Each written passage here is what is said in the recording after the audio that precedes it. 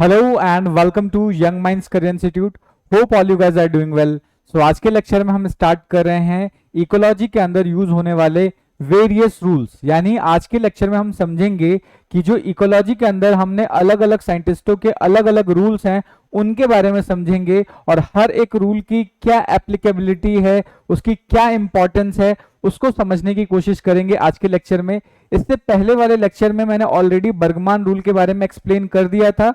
अगर आपने उस लेक्चर को नहीं देखा है तो आई अर्ज कि एक बार जाके जरूर देख लीजिए सो दैट कि आपको बर्गमान रूल अच्छे से समझ में आ जाए। उसके बाद बाकी जो सारा रूल्स है वो आज के लेक्चर में हम डिस्कस कर लेंगे। अगर आप चैनल पे नए हैं और अभी तक चैनल को सब्सक्राइब नहीं किया है, आई अर्ज कि चैनल को सब्सक्राइब कर लीजिए, अपने दोस्तों के साथ शेयर कर लीजिए। तो आज के लेक्चर में हम पढ़ेंगे वेरियस रूल्स इन इकोलॉजी। ठीक है, उससे पहले अगर आप मेरे चैनल पे नए हैं और इस लेक्चर का पीडीएफ चाहते हैं तो वो डायरेक्टली आप मेरे एप्लीकेशन से डाउनलोड कर सकते हैं, जिसका लिंक आपको डिस्क्रिप्शन में मिल जाएगा। तो चलिए फिर मूव करते हैं हम आज के पहले रूल के बारे में, जो कि है हमारा एलेंस रूल। ठीक है, अब एलेंस रूल क्या होता है इसको समझते हैं। बर्गमान रूल जब हमने पढ़ लिया था तो एलेंस रूल समझना थोड़ा हमारे लिए आसान है। नहीं अगर आपने पढ़ा है बर्गमान रूल तो एक बार जाके उस वीडियो को जरूर देख लीजिए। तो एलन रूल कहता है कि अगर कोई ऑर्गेनिज्म कोल्ड क्लाइमेट में रहता है तो उसके जो अपेंडेजेस होंगे वो शॉर्ट होंगे। अपेंडेजेस का मतलब क्या है, हाथ पैर कान ये सब चीजें क्या होंगे, वो शॉर्ट होंगे। ठीक है, यानी ऐसे ऑर्गेनिज्म जो कोल्ड क्लाइमेट में रहते हैं उन सभी ऑर्गेनिज्म के अंदर जो प्रेजेंट अपेंडेजेस होंगे, हाथ पैर या लिम्ब होंगे या एक्सटर्नल एक्सट्रीमिटीज होंगी, जैसे ईयर हो गया, ये क्या होंगी, शॉर्ट होंगी। ठीक है, लेकिन वही अगर एनिमल हॉट क्लाइमेट के अंदर रहते हैं तो उस केस में जो उनके अपेंडेजेस होंगे वो क्या होंगे, लॉन्गर होंगे। तो ये बात आपको समझनी है। यानी जो एलन रूल है, एलन रूल किसके बारे में हमें बताता है, एक्सटर्नल अपेंडेजेस या फिर एक्सटर्नल एक्सट्रीमिटीज के बारे में हमें एक्सप्लेन करता है। तो बहुत सिंपल सा रूल है। ये सिंपल कहता है वो ऑर्गेनिज्म जो कोल्ड क्लाइमेट में रहते हैं उनके अंदर पाए जाने वाले जितने भी अपेंडेजेस या एक्सट्रीमिटीज हैं वो शॉर्ट होंगी, छोटी होंगी। लेकिन वही जो एनिमल अगर आपको हॉट क्लाइमेट में मिलेंगे उनके अंदर जो अपेंडेजेस या एक्सटर्नल एक्सट्रीमिटीज होंगी वो बड़ी होंगी। ठीक है, तो इसी पॉइंट को हमने यहां पे लिख रखा है। Allen rules states that the size of body extremities का मतलब क्या, किसकी बात कर रहे हैं, ईयर की हो गया, टेल की हो गया, लिम्ब की हो गई, ठीक है, स्नाउट की हो गया। और ये किसमें बात कर रहे हैं हम, वार्म ब्लडेड एनिमल्स। ध्यान रखना है कि जो एलन रूल है वो वार्म ब्लडेड एनिमल या फिर एंडोथर्म्स के लिए एप्लीकेबल है। कोल्ड ब्लडेड एनिमल या एक्टोथर्म्स के लिए ये रूल एप्लीकेबल नहीं होता है। ये इंपॉर्टेंट पॉइंट है, ये एक डिस्टिंग्विशिंग फीचर है जहां पर आपको ये पॉइंट अच्छे से याद रखना होगा कि एलन रूल एंडोथर्म्स के लिए एप्लीकेबल है। और ये रूल हमें ये बताता है कि किसी भी एनिमल जो कि आपका कोल्ड क्लाइमेट में रहेगा उसके अंदर जो उसकी एक्सटर्नल एक्सट्रीमिटीज या बॉडी एक्सट्रीमिटीज जैसे कि ईयर हो गया, टेल हो गया, लिम्स हो गए, स्नाउट हो गए, ये होंगे कोल्ड क्लाइमेट में छोटे होंगे, शॉर्ट होंगे, और वही ह्यूमिड या बोल सकते हैं हॉट क्लाइमेट के अंदर बड़े होंगे। ठीक है, तो ये जो डायग्राम आप देख रहे हो वो डायग्राम आप देख पाओगे।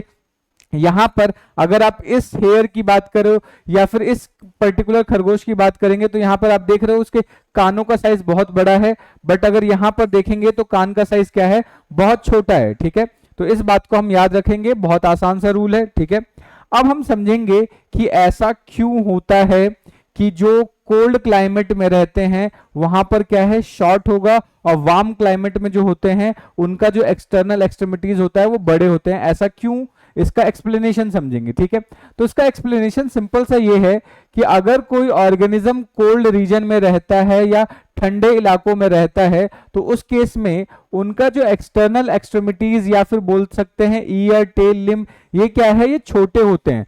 छोटे होने का रीजन ये होता है कि अगर ये एक्सटर्नल एक्सट्रीमिटीज का साइज अगर छोटा है तो वो क्या करेंगे, सरफेस एरिया को कम कर देंगे।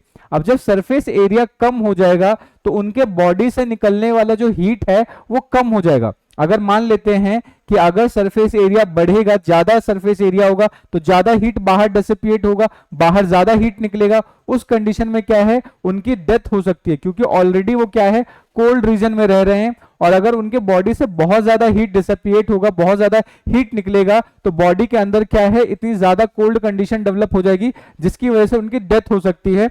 तो यहाँ पे जो एक्सटर्नल एक्सट्रीमिटीज शॉर्ट होने से क्या है कि वो सरफेस एरिया को रिड्यूस कर देता है, जिससे कि हीट लॉस क्या हो जाता है, कम हो जाता है। और हीट लॉस कम होने की वजह से वो कोल्ड क्लाइमेट में अपने आप को सरवाइव करके रख सकते हैं।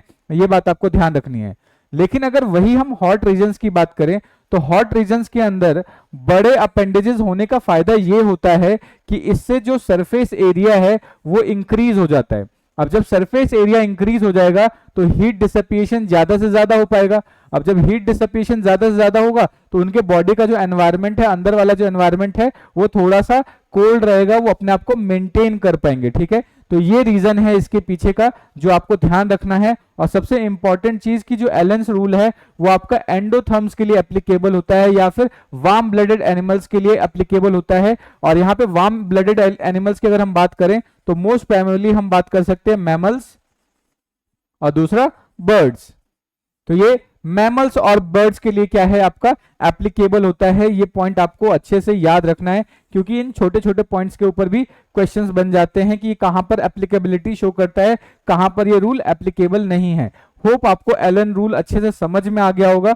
अगर फिर भी कोई डाउट बन रहा है, कोई सजेशन है तो आप कमेंट करके बता सकते हैं। ठीक है, नेक्स्ट अब बात करते हैं, कुछ इसके एग्जाम्पल्स देख लेते हैं एलन रूल की।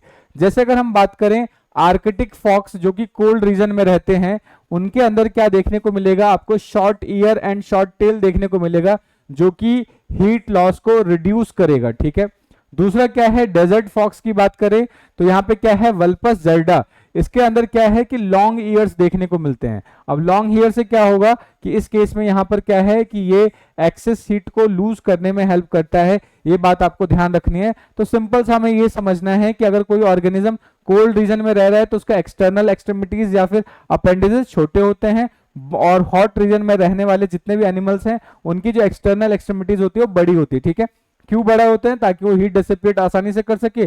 कोल्ड रीजन में छोटे इसलिए होते हैं ताकि वो हीट डिसिपिएशन कम से कम कर पाए। ठीक है, तो ये बात हमें अच्छे से याद रखनी है। ठीक है, अब हम बात करते हैं कि ये जो रूल है वो एप्लीकेबल कहां होता है, इसकी एप्लीकेबिलिटी क्या है। ठीक है, तो ये आपको ध्यान रखना है कि ये जो रूल है आपको सिर्फ और सिर्फ वार्म ब्लडेड एनिमल्स के ऊपर अप्लाई होगा, यानी अगर बात करें तो मैमल्स एंड बर्ड्स के ऊपर एप्लीकेबल होगा। ठीक है, ये बात ध्यान रखनी है।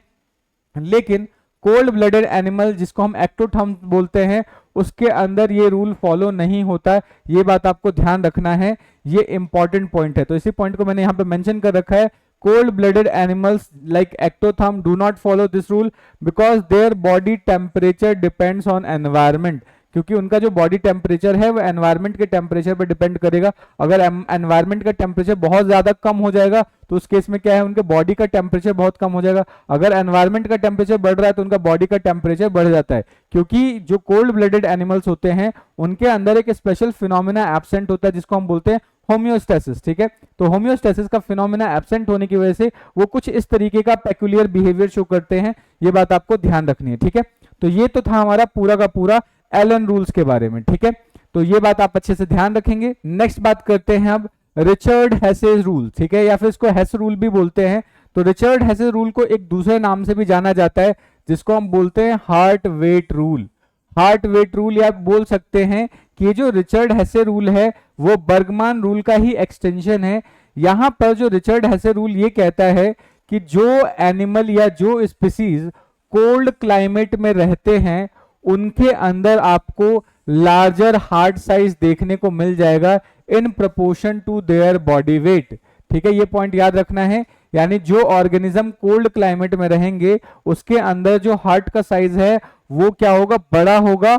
और जनरली अगर हम बात करें वार्म क्लाइमेट के अंदर या हॉट क्लाइमेट में रहने वाले जो ऑर्गेनिज्म है उसके अंदर जो हार्ट साइज होता है वो छोटा होता है। इसको सिंपल सा रिचर्ड हैसे रूल या फिर हार्ट वेट रूल भी बोलते हैं। तो ये बहुत आसान सा रूल है जिसको हम आसानी से समझ सकते हैं। ठीक है, तो अब हमने डिस्कस कर लिया है Allen's rule and Richard Hesse rule. ठीक है, इसके अलावा अगर आपको और बाकी रूल्स को भी डिस्कस करना है और बाकी रूल्स के बारे में भी समझना है, तो उसके लिए आप हमारे एप्लीकेशन पे जाके हमारे पेड कोर्स को ले सकते हैं, जहां पर आपको ये पूरा का पूरा जो कोर्स है वो उसके अंदर सारे chapter wise video lectures available हो जाएंगे, वो भी बहुत ही कम प्राइस में। तो एक बार जाके एप्लीकेशन डाउनलोड करें और उस कोर्स को चेकआउट कर सकते हैं। ठीक है।